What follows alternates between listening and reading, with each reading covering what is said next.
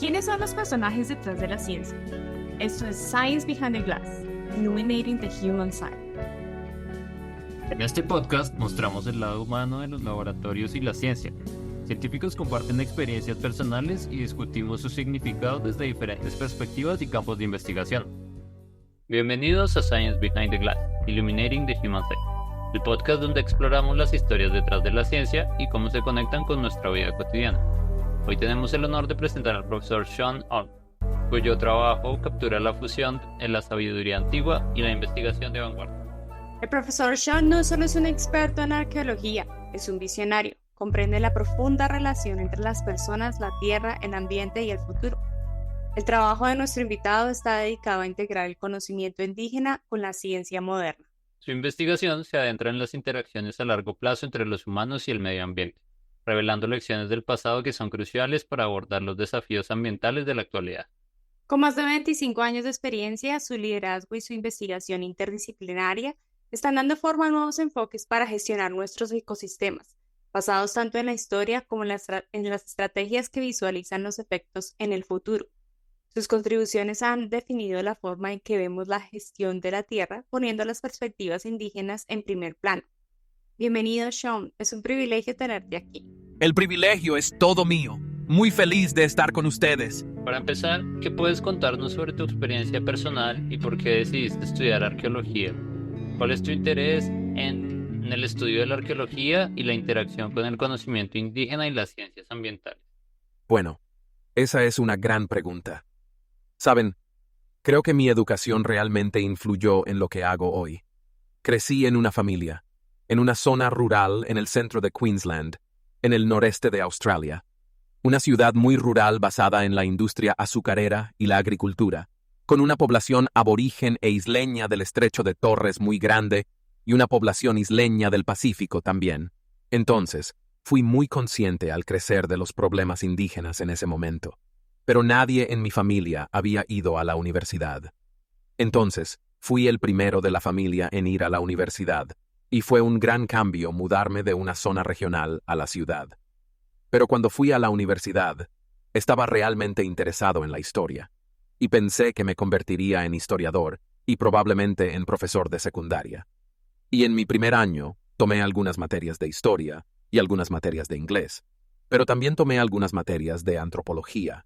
Y resultó que al final de mi primer año, estaba totalmente enganchado con la antropología, y la forma en que se enseñaba antropología en la Universidad de Queensland, donde fui a la escuela, era un enfoque de 4 campos: antropología social, lingüística, antropología física y arqueología.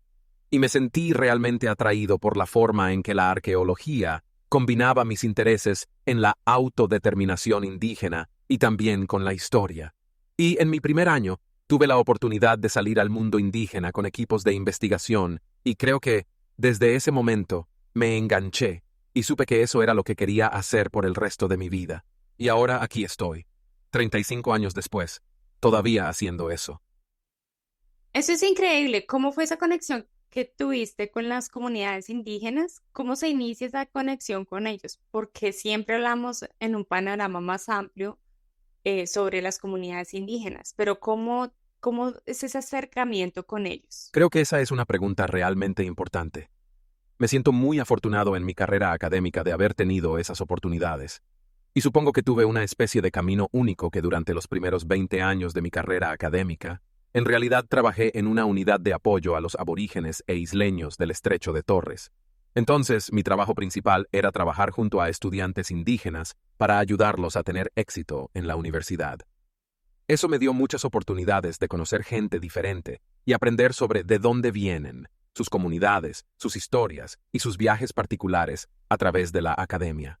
Y mientras hacía ese trabajo, hice mi doctorado a tiempo parcial, trabajando con los indígenas con un supervisor indígena. Entonces, esas 2 experiencias me permitieron aprender mucho sobre la diversidad. Y creo que es realmente importante, cuando trabajamos con comunidades indígenas, no homogeneizar sus aspiraciones o sus historias de invasión y colonización. Cada comunidad ha tenido una experiencia muy diferente. Entonces, la forma en que los investigadores indígenas y no indígenas se involucran con las diferentes comunidades, también debe ser contextualmente específica para, ya sabes, reconocer y respetar esa historia diferente. Pero Linda, no respondí a tu pregunta allí específicamente, pero, ya sabes, creo que es realmente importante al establecer relaciones con las comunidades indígenas que aportemos todo nuestro ser a esas relaciones.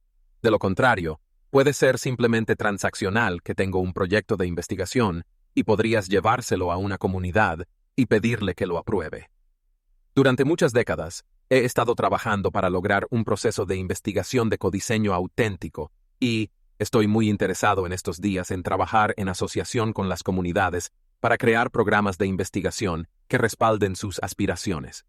Y creo que donde quiera que mire, particularmente en Australia, pero en todo el mundo, hay cada vez más proyectos de investigación que se realizan de estas formas auténticas de codiseño.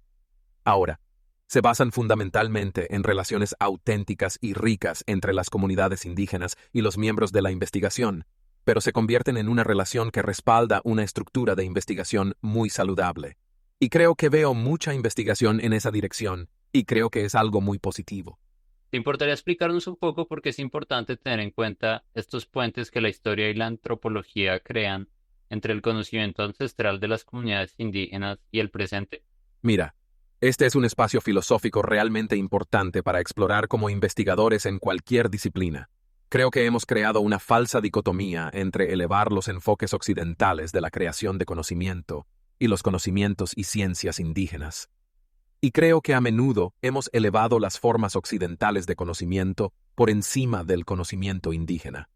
Y creo que tenemos que reconocer, volviendo a mi comentario anterior sobre reconocer la diversidad y respetar esa diversidad, que todas las culturas han desarrollado formas ontológicamente diferentes de estar en el mundo y comprender el mundo y reproducir el mundo. Y ninguno de ellos es mejor o peor que cualquier otro. Coexisten en el tiempo y el espacio. Entonces, creo que cuando entramos en un proceso de investigación de codiseño auténtico, estamos reconociendo inherentemente el valor de unir todas esas formas válidas pero diferentes de entender el mundo. Y creo que la realidad es que nuestra comprensión del mundo no solo es más rica por unir esos sistemas de conocimiento de una manera respetuosa, sino que estamos honrando y respetando a los dueños de esos conocimientos. Creo que a menudo reflexiono y pienso que el ritmo del cambio ha sido muy lento. Cuando me tomo un momento para reflexionar sobre las últimas 2 décadas, veo que las cosas se han movido mucho. Pero, ya sabes, es comprensible que muchas comunidades indígenas estén impacientes porque las cosas no han cambiado lo suficiente. Y nos queda un largo camino por recorrer en ese viaje, particularmente para los investigadores no indígenas, para apoyar realmente las aspiraciones de autodeterminación de la comunidad indígena. Y señalas un punto de vista muy importante recientemente la doctora Lianda Mason, que mencionó esta nueva idea de ecología EGI. Nos comentó que nosotros, o enfatizó que nuestra investigación desde el punto de vista ecológico es más occidental, pero luego dejamos de lado el conocimiento de las comunidades indígenas que han existido por muchísimos siglos. Y en realidad ella nos invita a incorporar estos conocimientos indígenas tradicionales. Tenemos una ciencia que debemos darle voz a las comunidades. Tenemos ese conocimiento, pero tenemos que juntar ambos. Y esto debe ser algo que puede llegar a ser muy innovador y pueda mejorar cómo vemos el punto de vista ecológico o cómo estudiamos la ecología. Absolutamente. Y mira, creo que hay un gran desafío ahí. Ya sabes, y la ecología está lidiando con eso como muchas otras disciplinas que desafortunadamente, a menudo, los planes de manejo ecológicamente informados y las estrategias de conservación, aunque involucran a comunidades indígenas, a menudo estas comunidades no participan equitativamente. Entonces, a menudo se emplea a comunidades indígenas para realizar programas sobre el terreno que seguían usando conocimiento occidental. Y en mi opinión, eso es poner un brillo sobre el proceso que en realidad no está elevando los conocimientos indígenas y de hecho privilegiando los conocimientos indígenas en este espacio. Y me gustaría pensar que esa relación de poder se puede remediar para que sea mucho más equitativa y personalmente me gustaría ver muchos más programas dirigidos por indígenas en este espacio. Pero, ya sabes, Realmente creo que muchas disciplinas están lidiando con una larga historia colonial de erudición y desarrollo intelectual que ha excluido conocimientos indígenas. Entonces, hay mucha descolonización que debe hacerse en nuestras diferentes disciplinas. Sinceramente, también creo que necesitamos salir de nuestra zona de confort.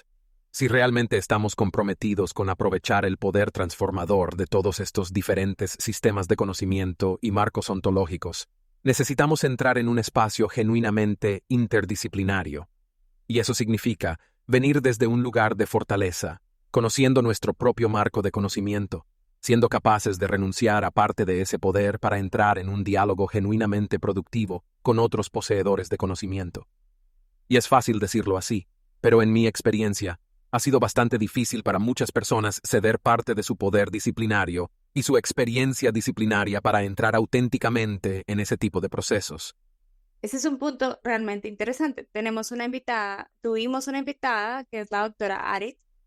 Ella trabaja en la Universidad Intercultural, de hecho trabaja con los mayas y sus investigadores va a trabajar con las comunidades indígenas, pero no es que ella lleve un proyecto y que sea aprobado por los indígenas. Lo que hace es que ella vaya y lo que trata de desarrollar junto con las comunidades diferentes proyectos de investigación que van a suplir las necesidades de las comunidades indígenas. Entonces es un trabajo mano a mano. Y así aprendí sobre la milpa maya, que fue genial porque están tratando de proporcionar diferentes enfoques y herramientas en el conocimiento que las comunidades indígenas tienen e involucran metodologías de la ciencia occidental.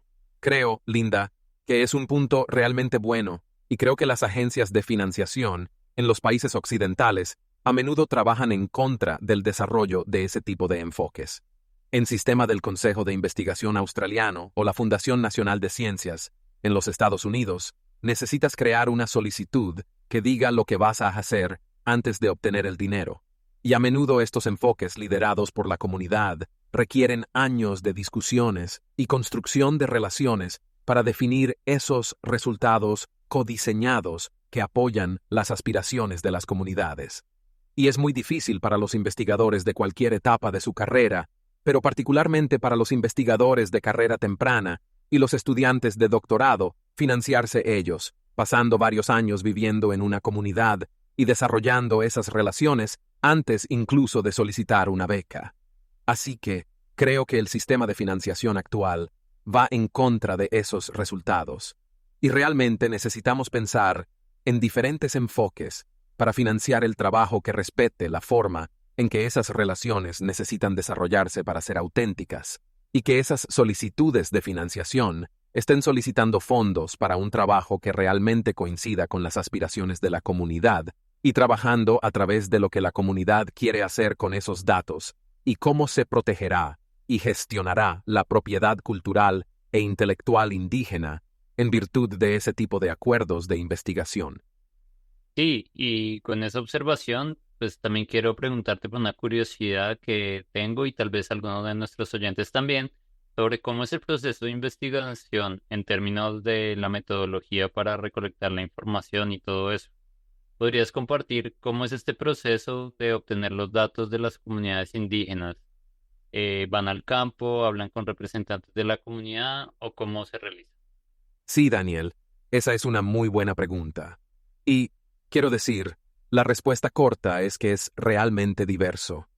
Ya sabes, la forma en que las diferentes comunidades quieren asociarse con los investigadores es muy diferente. Cada vez más, las comunidades aborígenes e isleñas del Estrecho de Torres en Australia tienen investigadores en sus propias comunidades que tienen doctorados y entienden cómo funcionan los marcos de investigación occidentales. Así que hay un conocimiento cada vez más sólido sobre los derechos y responsabilidades en estos espacios. Pero el modelo que estamos adoptando cada vez más en los equipos de investigación con los que trabajo es el de tener un período prolongado de talleres de codiseño. Así que aquí es donde visitamos y nos sentamos en tierra indígena y escuchamos a la comunidad y escuchamos a los ancianos y lo que la comunidad quiere hacer. Tenemos múltiples reuniones en las que se definen los tipos de proyectos que la comunidad quiere hacer. Pero lo más importante es que esas discusiones no son solo sobre cuál es el proyecto, sino sobre a quién quiere la comunidad que se involucre. Así que, ya sabes, qué grupos familiares o qué representantes o líderes indígenas necesitan estar involucrados, qué poseedores de conocimiento, cuál sería el producto, ya sea un informe confidencial o un documento de política o un artículo de investigación, y realmente importante, cuáles son los acuerdos de soberanía de datos indígenas en torno a los datos producidos. Entonces, ¿estos datos se compartirán con otros? ¿Se van a restringir? ¿Qué miembros de la comunidad serán coautores de las publicaciones? De hecho, ¿quiere la comunidad alguna publicación? Así que en realidad no se trata de pensar en el proceso de investigación de forma aislada. Se trata de pensar en todo el ciclo de la investigación, desde el principio hasta el final. Y mirando hacia el futuro, uno de los problemas que tenemos, y, ya sabes, voy a mencionar específicamente el espacio de la gobernanza de datos indígenas, es que, si ponemos datos en un repositorio ahora, en un repositorio de datos ahora con ciertas condiciones a su alrededor, ¿qué pasa en 10 años si la gente cambia de opinión sobre cómo quiere gestionar sus datos? Ahora, el sistema principal que utilizamos es que cuando depositas datos de investigación, estableces las restricciones, y eso es todo. Pero eso no honra la vitalidad de la cultura indígena y el hecho de que los poseedores del conocimiento y las aspiraciones cambian con el tiempo. Así que cuando estamos diseñando estas estructuras de gobernanza de datos indígenas, necesitan ser susceptibles de ser receptivas a ese tipo de cambios en la comunidad y reconocer que las culturas indígenas son culturas vivas y cambiantes. Y, solo para darte un ejemplo, en una comunidad con la que trabajo estrechamente, las mujeres mayores han asumido ahora algunas de las responsabilidades de conocimiento de los hombres mayores, porque muchos de los hombres mayores poseedores de conocimiento han fallecido. Y quería ampliar esto un poco. Es una de las cosas que creo que realmente tenemos que afrontar como investigadores, que en las comunidades en las que trabajo, la esperanza de vida de los indígenas es hasta 30 años menor que la de los no indígenas. Así que muchas de las personas a las que estoy muy orgulloso de llamar hermanos y hermanas y madres y abuelos han fallecido. Ya sabes, gente con la que he estado trabajando durante las últimas 3 décadas. Y pesa mucho sobre mí la responsabilidad que tienen los investigadores de apoyar las aspiraciones de conocimiento de las comunidades. Y los investigadores desempeñan un papel realmente importante como aliados de las comunidades indígenas para apoyar la forma en que quieren registrar, mantener y gobernar sus datos. Y creo que muchos de nosotros, incluido yo mismo, sentíamos que siempre tendríamos la oportunidad en el futuro de volver a hablar con esa persona. Y la realidad es que a veces no tenemos esa oportunidad. Y, quiero decir, el hecho de que haya una brecha tan grande en la longevidad, y Australia no es un caso aislado en eso, realmente nos hace ver que muchos de los lugares en los que trabajamos, ya sabes, tienen un largo camino que recorrer para remediar esa brecha en la esperanza de vida, calidad de salud y las tasas de mortalidad infantil. Pero de hecho, durante todo el proceso de investigación, hasta la reproducción de los datos culturales, nos aseguramos de que los investigadores están apoyando lo que las comunidades quieren hacer para asegurar la reproducción de su información cultural. Y señalas un tema realmente importante, y es que cuando se trabaja con las diferentes culturas y generaciones, ¿cómo se construye esa confianza de entendimiento mutuo con los ancianos indígenas y los poseedores del conocimiento? Mira, es una buena pregunta, y creo que hay algunos principios fundamentales que aprecio mucho. Quiero decir, el primero es que se trata de una relación. No es algo transaccional, y no es algo de una sola vez. Así que, esa construcción de relaciones puede durar muchos años antes de que se lleve a cabo cualquier investigación. E incluso, después de que consigues una beca de investigación y la ejecutas con la comunidad y haces todos los informes. Tus responsabilidades con esa relación no terminan ahí. Son un compromiso de por vida. Así que creo que mucha gente no se da cuenta. Partiendo de esa base de que todo se basa en la relación, se trata de ser auténtico y entrar en esas relaciones que no son transaccionales. Que, ya sabes, no estoy entrando en esta relación porque quiero hacer esta investigación. Se trata de entrar en un vínculo recíproco, que te obliga a una serie de obligaciones que no terminan cuando se gasta el dinero de la investigación. Así que estoy muy orgulloso de decir que todavía tengo relaciones estrechas con la primera comunidad con la que trabajé hace 30 años. Y siento esas responsabilidades muy profundamente, y cuando los miembros de la comunidad, francamente, los miembros de la familia para mí, piden algo, voy a hacer todo lo posible para apoyar su solicitud porque eso es parte de servir a esa relación con esas personas. Y cuando se enmarca la investigación como relacional de esa manera, es bastante diferente a un marco académico occidental donde se habla de nuestras redes y hablamos de aprovechar nuestras redes para nuestra ventaja profesional y este tipo de cosas. De eso no es de lo que estoy hablando aquí. Estoy hablando de entrar genuinamente en una relación personal con la comunidad. Y, si me lo permites, voy a contar una pequeña anécdota personal. Hace unos 15 años, estaba viviendo con la comunidad Qaidalq en una estación de paso llamada Nilnuki, en la isla Benthic, en el Golfo de Carpentaria, uno de los lugares más remotos a los que se puede llegar en Australia y seguir estando en Australia. Y pareja iba a dar a luz a nuestra primera hija un mes después de que terminara ese trabajo de campo, y creo que estuve viviendo en el pueblo durante unos 2 meses. Y un par de días antes de que tuviéramos que salir de la isla, sonó el teléfono satelital, y era de noche. A mi pareja se le había roto la fuente. Y no había iluminación en la pista de aterrizaje, así que no pude conseguir un avión para que me sacara de la isla, sino hasta el día siguiente. Y así que toda la noche, las mujeres mayores de Kidelt cantaron canciones para ayudar a que el parto progresara sin problemas, y para que el bebé naciera sano, y para que la madre estuviera bien. Y hubo mucho debate sobre cómo debía llamarse ese bebé. Y, así que toda la noche, hubo una discusión activa entre todos los poseedores de conocimiento de alto nivel sobre cómo debía llamarse ese bebé. Y las mujeres decidieron que su nombre debía ser Parranca, que es la parte comestible del lirio de agua.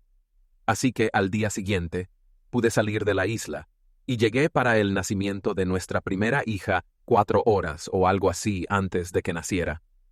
Pero las mujeres me hicieron prometer que llevaría a esa niña de vuelta.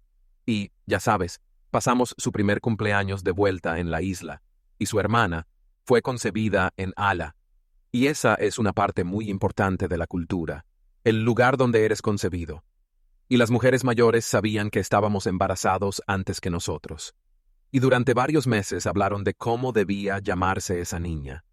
Y sintieron que esa niña sería muy fuerte, y necesitaba un nombre fuerte y una historia fuerte. Y la llamaron Juwon, que es el delfín de nariz negra.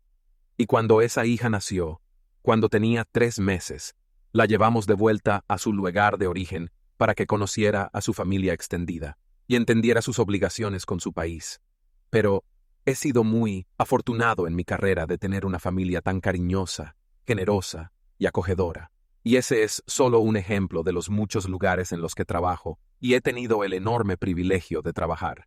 Y tengo que decir que esas experiencias han cambiado fundamentalmente la visión del mundo que aporto a cada pieza de investigación en la que participo. No, es una historia hermosa. Sí, gracias. Probablemente se van a avergonzar de que haya contado esa historia, pero estoy muy orgulloso de ella.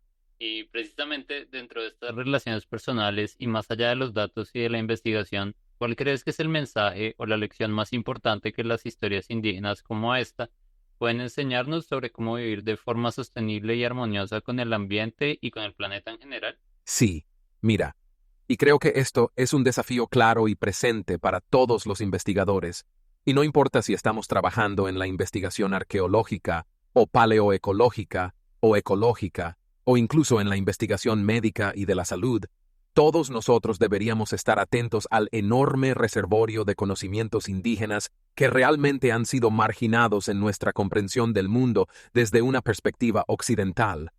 Y a menudo escuchamos estas historias de, por ejemplo, el conocimiento detallado de las plantas indígenas, que se utiliza para todo, desde apósitos para heridas en los campos de batalla hasta tratamientos contra el cáncer. Tengo que decir que gran parte de esa investigación ha sido muy explotadora y los beneficios de las patentes y los ingresos obtenidos no necesariamente fluyen de regreso a los poseedores del conocimiento indígena. Pero creo que tenemos que tener un poco de cuidado al esencializar los conocimientos indígenas. Como, ya sabes, hablamos mucho de sostenibilidad y eso es realmente importante. Y creo que en muchos de los países indígenas con los que colaboro, hay evidencia a muy largo plazo del manejo sostenible del país. Pero esa gestión sostenible ha sido muy adaptativa. Entonces, para dar un ejemplo, en Australia existe un uso muy sofisticado de las tecnologías de fuego para administrar la diversidad ecológica, floral y faunal. Pero la gente a menudo simplifica eso a que los propietarios tradicionales realizan quemas una vez al año. Y eso está lejos de la verdad. Esos usos de las tecnologías de fuego se basan en un conocimiento muy profundo del clima, los cambios estacionales, la observación muy detallada de la flora y la fauna, y adaptando el uso de las tecnologías de fuego a esas condiciones cambiantes. Y esa podría ser la frecuencia e intensidad de ENSO, como la temporada de la Niña, ya sabes, en Australia, que la forma en que se ha mantenido esa sostenibilidad solo ha sido posible mediante la aplicación de ese conocimiento tan detallado. Y creo que a menudo simplificamos eso al pensar en ello como un instrumento muy contundente, pero no es el caso. Y, por mi parte, me especializo en arqueología costera e insular, así que estoy muy interesado en la forma en que las personas cosechan de forma sostenible los recursos de mariscos y peces de aleta. Y una de mis frustraciones es que, por ejemplo, los permisos de pesca y los objetivos de restauración se basan exclusivamente en registros históricos de pesca. Y en Australia tenemos mucha suerte si esos registros se remontan a 60 años. Mientras que, por supuesto, los propietarios tradicionales indígenas han estado administrando sus pesquerías durante miles de años, antes de la pesca industrializada europea. Entonces, mi punto de vista es que si no podemos entender esa gestión a largo plazo del país y cómo se articula con el uso más reciente de esos recursos, no podemos tener sistemas de gestión efectivos si ignoramos la gestión indígena y los conocimientos indígenas. Y todos los dominios que se te ocurran encajan en el mismo barco, ya sean pesquerías, o dugongs, o ballenas, o la diversidad ecológica de árboles. Realmente hemos estado ignorando el pasado durante décadas. Y creo que cada vez más reconocemos que necesitamos comprender el pasado para informar el presente y el futuro, y que al no hacerlo, nos enfrentamos al futuro con una mano atada a la espalda. Y ahora que mencionas esto, ¿cuál es el mejor enfoque para cambiar esta forma? Porque nuestra investigación continúa basada desde un punto de vista occidental y colonizador. Y nosotros no hemos cambiado nada. Nada ha cambiado o ha mejorado el manejo de nuestros ecosistemas.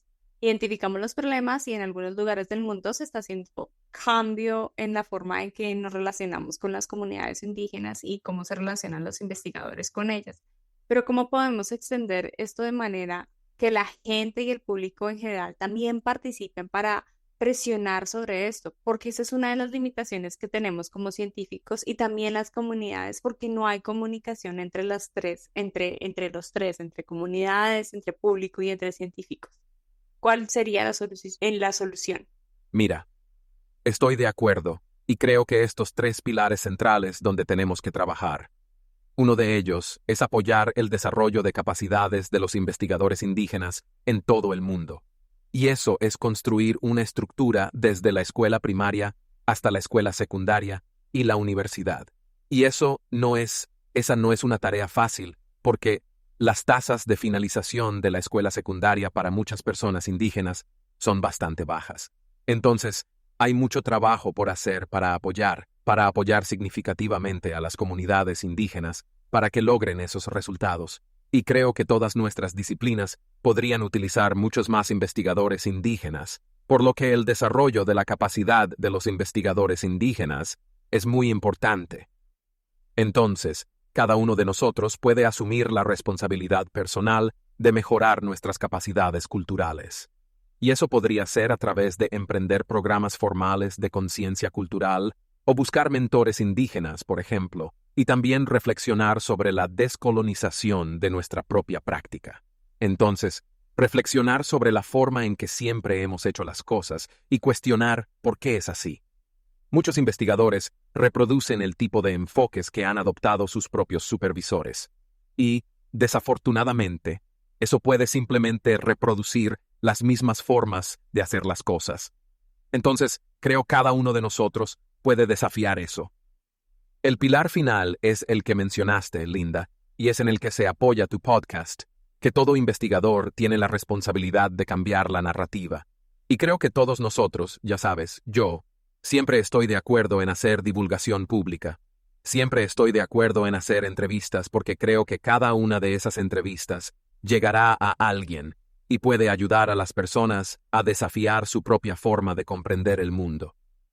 Y creo la realidad es que muchas personas no indígenas, tienen un déficit de conocimiento. Y ese déficit de conocimiento sobre la complejidad y sofisticación de las culturas indígenas conduce a una homogeneización de las experiencias indígenas en lugar de respetar la diversidad, y a menudo conduce a puntos de vista bastante desinformados sobre los pueblos y la cultura indígenas. Y creo cuanto más información basada en evidencia y culturalmente apropiada podamos poner en el dominio público, más fuertes seremos. Y creo que la comunicación de la investigación es un pilar fundamental para lograrlo. Sí, de acuerdo. Justo aquí en México, con las universidades interculturales y con los acercamientos al conocimiento ancestral que ha cobrado mayor atención. Creo también que hoy en día es una preocupación mayor que antes. ¿Cómo ves desde tu perspectiva y tu experiencia de antropología? ¿Cómo ha evolucionado esta relación con el conocimiento ancestral en los últimos años? Mira, veo que está más presente en las discusiones. Creo que mucha gente, muchas comunidades indígenas, muchas agencias de investigación no indígenas están lidiando con esto. Por ejemplo, hace solo unas semanas, el gobierno de la Commonwealth de Australia anunció sus nuevas prioridades nacionales de ciencia e investigación, y de la lista de 5 prioridades, la número 3 es elevar los conocimientos de los aborígenes e isleños del Estrecho de Torres. Entonces ese es un reconocimiento que nunca antes había estado en el escenario nacional, que se ha estado construyendo durante mucho tiempo. Y soy muy consciente de otras investigaciones importantes y de que las agencias están contemplando cosas similares, por lo que ha habido más atención. Quiero decir, creo que hay mucha experimentación en este momento y creo que eso es algo realmente bueno. Creo que es un espacio muy disputado y creo que este no es un espacio fácil para trabajar. Y creo que la gente debe ser realmente consciente de que para participar auténticamente en este espacio será desafiado. Y eso no es algo malo. Pero a menudo los investigadores pueden encontrar eso muy confrontativo y cerrado. Y creo, ya sabes, mi llamamiento es que deberíamos esperar ser desafiados. Y deberíamos enmarcar eso como una parte muy productiva del diálogo que, ya sabes, durante demasiado tiempo, los sistemas de conocimiento indígenas han sido marginados en la investigación. La erudición indígena ha sido marginada en la investigación. Entonces esas voces necesitan ser estridentes para ser escuchadas. Y a veces eso puede ser muy desafiante cuando se enmarca en una forma combativa, por ejemplo. Pero yo creo que la parte conflictiva es que, en la formación en investigación occidental, estamos capacitados para participar en formas de diálogo muy educadas y respetuosas, ¿cómo se diría? Formas vainilla de dialogar. Y no estamos acostumbrados a que nos desafíen con tanta fuerza. Y creo que la realidad es que necesitamos entrar en un espacio donde nuestros mismos fundamentos ontológicos de cómo comprendemos el mundo están siendo desafiados. Y tenemos que estar abiertos a ese desafío. Y tenemos que estar abiertos a desafiar algunos de esos pilares de la autoconfianza que todos llevamos con nosotros, que han sido socializados en nuestra educación, probablemente desde el jardín, a lo largo de los valores que nuestros padres y la sociedad nos han dado. Entonces, esto es creo que no deberíamos endulzar, pero me gustaría que todos piensen en eso como una fuente de un espacio productivo. Y es que, al entrar en ese espacio con amabilidad y autenticidad, y se remonta, Danny, a lo que estábamos hablando antes sobre la construcción de relaciones auténticas, que si estamos entrando en estas conversaciones con autenticidad, que no son transaccionales, que estamos trayendo esperanza y amabilidad al servicio, que son los pilares que verán esas discusiones siendo productivas. Es un holismo sobre que esa asociación se trata de obligaciones familiares. Y, sí, se trata de hacer la investigación, pero se trata de hacer la investigación de una manera que honre las aspiraciones y las formas de conocer y hacer de la comunidad. Y eso significa que no se puede desarrollar un enfoque único para todos, debido a esa diversidad fundamental de las diferentes comunidades indígenas. Es crucial destacar que nuestro sistema, como mencionaste, con las subvenciones actuales, no permite la financiación de proyectos a largo plazo. Eso significa que los proyectos, si no pueden ser continuos, pero más allá de eso, se trata que no es solamente del proyecto, sino de las relaciones que continuamos, tanto con las comunidades indígenas como con el propio proyecto que se lleva a cabo. Un ejemplo claro es el de las arañas, las cuales no están protegidas por la ley en Australia ni en muchas otras partes del mundo. Sin embargo, si combinamos el conocimiento ancestral sobre estos animales y reconocemos su antigüedad y longevidad, podemos comprender su importancia tanto para las comunidades indígenas como para el ecosistema y la sociedad en general. Ese enfoque es diferente, no se limita a una perspectiva ecológica, conductual o científica a corto plazo, donde los proyectos se desarrollan en unos 2 años y luego todo se detiene para iniciar otro. La falta de continuidad es uno de los grandes desafíos que enfrentamos. No solo nos impide dar seguimiento a los proyectos, sino que también afecta las relaciones que establecemos en los lugares donde recolectamos datos o hacemos mediciones y con las personas que nos apoyan en estos procesos. Mira, creo que es un gran desafío y creo que hay un par de cosas aquí que son realmente importantes. Quiero decir, hay muchos investigadores a mitad de carrera en este momento e investigadores al principio de su carrera que son líderes mundiales que trabajan en este espacio. E inevitablemente se convertirán en investigadores senior, y la forma en que realicen su investigación socializará a las nuevas generaciones de investigadores. Y creo que así es como logramos un cambio generacional en la academia si cambiamos la forma en que hacemos las cosas. Y esos investigadores senior se convierten en revisores de subvenciones y publicaciones. Entonces, cuando están llevando a cabo la revisión por pares, la abordarán con una forma diferente de ver esas solicitudes. Entonces, cuando esas solicitudes piden dinero para emprender la construcción de asociaciones y procesos de diseño conjunto, es de esperar que esas solicitudes sean consideradas más favorablemente por los evaluadores. Mira, y creo que la otra parte, creo siendo realistas, sé que muchos investigadores en la fase inicial de su carrera se autofinancian para continuar sus relaciones con compañeros indígenas entre subvenciones y, de hecho, entre trabajos cuando están empleados con contratos eventuales precarios. Pero ya sabes, eso simplemente subraya para mí cómo la gente eleva la importancia de las relaciones, que el hecho de que no tengas un trabajo o una subvención no significa que tus obligaciones de servir a esa relación desaparezcan. Y para mí, ese es el corazón de una relación auténtica, que si se tratara solo de la subvención de investigación, podría enmarcarse puramente como transaccional. Pero mira, creo que la academia y las agencias de financiación tienen que trabajar mucho en este espacio para entender cómo honramos esas relaciones.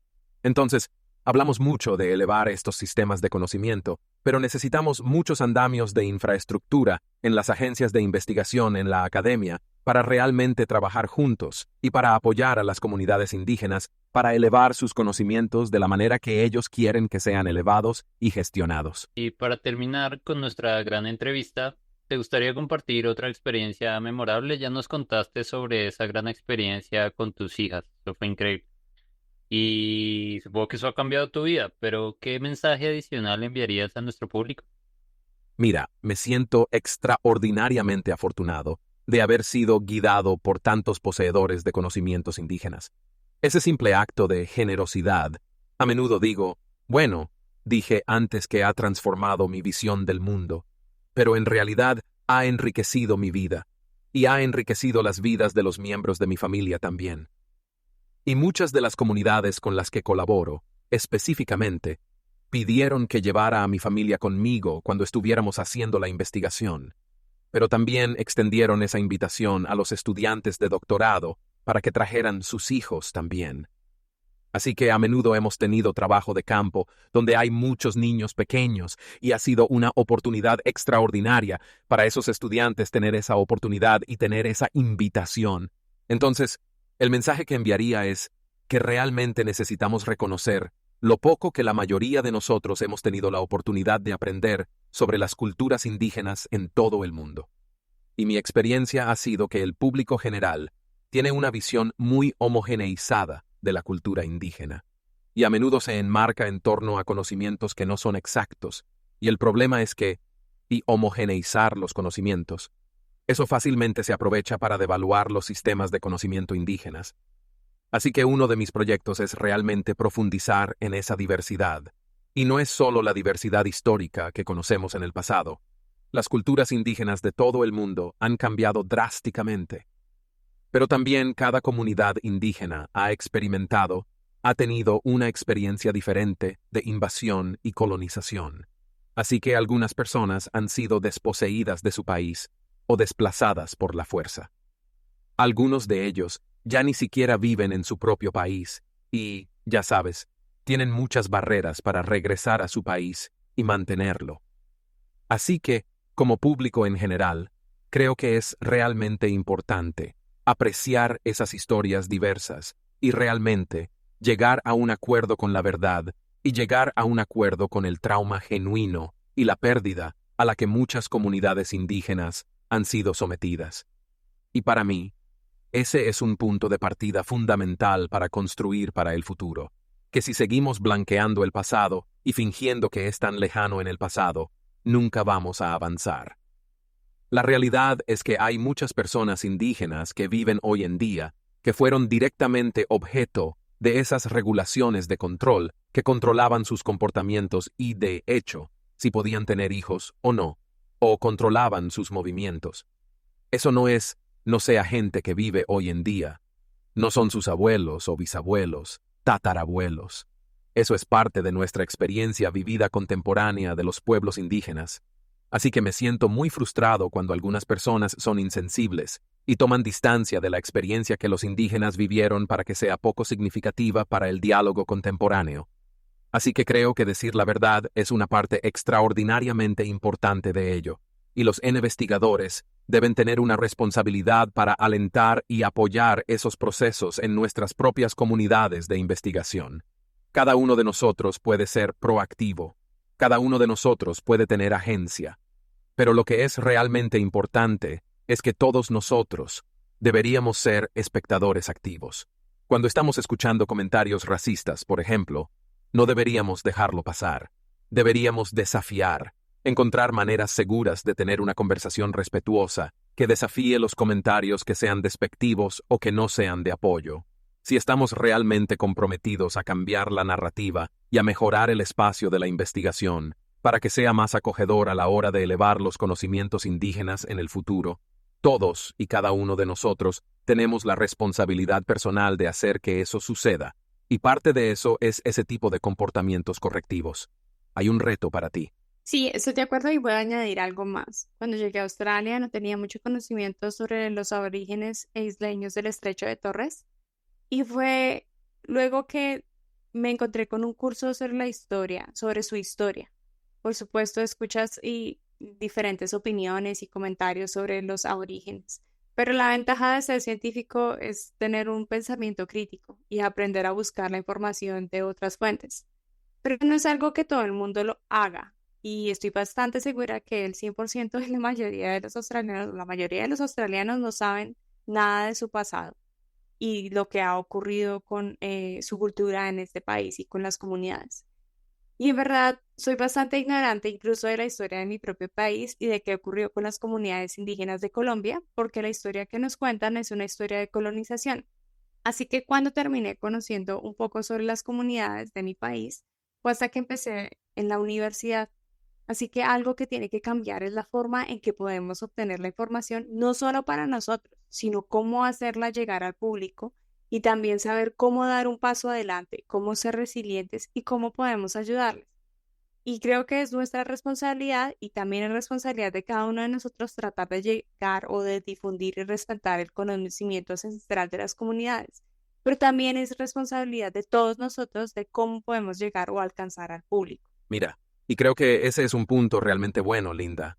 Creo que la realidad es que los diferentes miembros del público, y de hecho todos nosotros consumimos el conocimiento de diferentes maneras. Así que algunas personas escucharán un podcast, otras lo verán en un programa de noticias o en sus redes sociales. Así que creo que es importante en términos de Este intento de cambiar la narrativa de que la comunicación de la investigación se multiplexa a través de muchos es omnipresente. También es realmente importante que las voces indígenas se eleven, ya sabes, en todos estos medios, para que se normalice ver a los pueblos indígenas en todo tipo de roles. ¿Sabes? Que los pueblos indígenas constituyen alrededor del 4% de la población en Australia, pero constituyen una proporción mucho menor de estudiantes universitarios o profesionales en todos los campos. Así que hay muchos temas que tratar aquí. Mira, y yo uso deliberadamente el término comunicación de la investigación. No me gusta el término comunicación científica porque la ciencia tiene cierto elitismo y ha sido elevada como una forma de conocimiento.